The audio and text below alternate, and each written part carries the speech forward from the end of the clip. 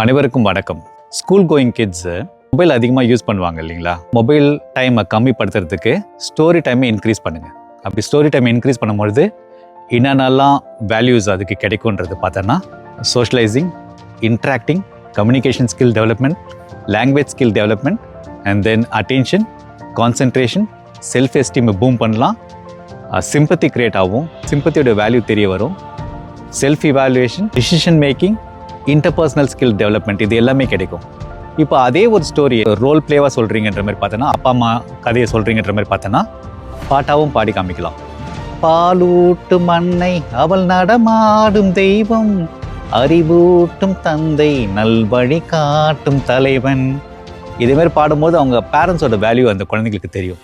அதிக time story டெல்லிங்கில் importance கொடுப்பாங்க rather than going to mobile phone. நன்றி, வணக்கம்.